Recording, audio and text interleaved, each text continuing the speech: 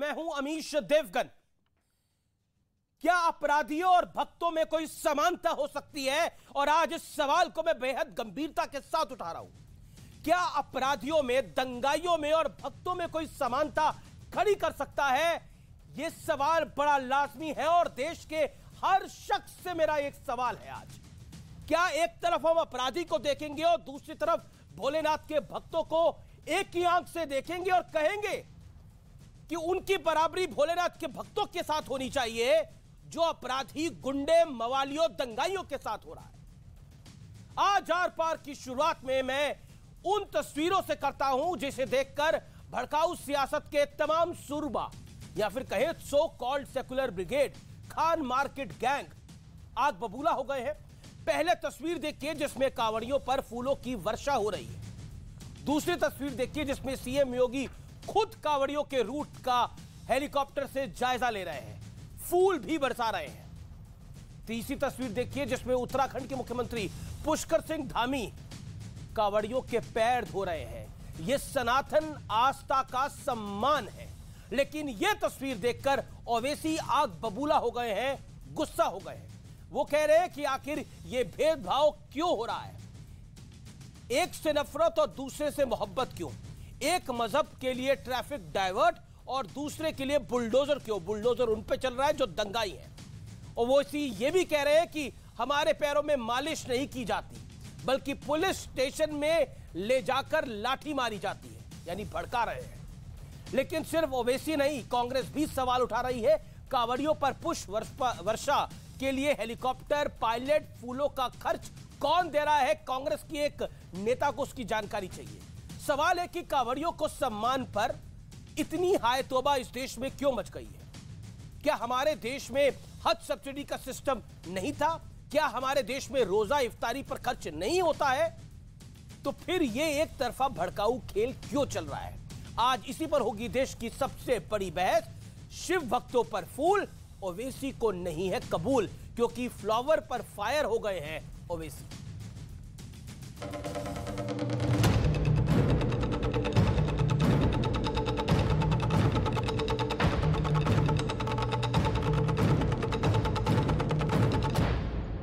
पहली तस्वीर, दूसरी तस्वीर, तीसरी तस्वीर, चौथी तस्वीर। शायद इन्हीं तस्वीरों से असदुद्दीन ओवैसी चिढ़ गए। कांवड़ियों पर पुष्प वर्षा ओवैसी को चुभ रही है। कांवड़ यात्रा के लिए आप टैक्स पेयर के पैसों से हेलीकॉप्टर से फूल बरसा रहे हैं। यूपी की भाजपा सरकार बहुत अच्छा है। हमारे भी पैर की मालिश करिए ना आकर।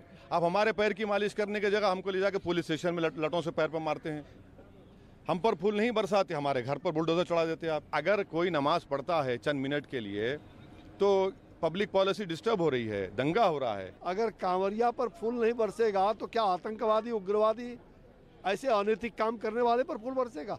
ये केवल अपने वोट बैंक बनाने के लिए मुसलमानों को बहकाते हैं ओबीसी जी। कांवड़ यात्रियों की सेवा हम करते हैं और करते रहेंगे। कांवड़ यात्रा चलती है तो उसमें लाखों करोड़ों लोग देश भर में निकलते हैं और उस पर इस प्रकार के सवाल उठाने वालों का मैं समझता हूं कि मानसिक संतुलन ही बिगड़ गया है। वह इस प्रकार का दृश्य देख नहीं पा रहे, बर्दाश्त नहीं कर पा रहे। और सिर्फ ओवैसी ही नहीं, सवाल तो कांग्रेस भी उठा रही है।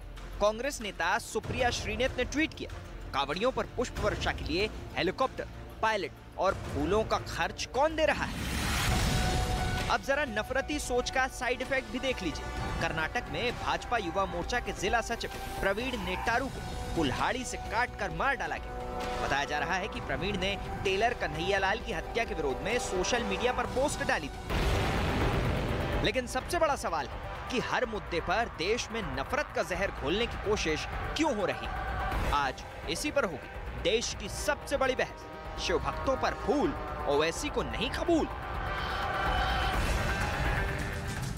और अब वक्त है आर पार के सुप्रसिद्ध विश्लेषण का। आर पार सबसे ज्यादा देखे जाने वाला शो है नेशनल टेलीविजन के अंदर। फ्लावर पर फायर का विश्लेषण सुनिए।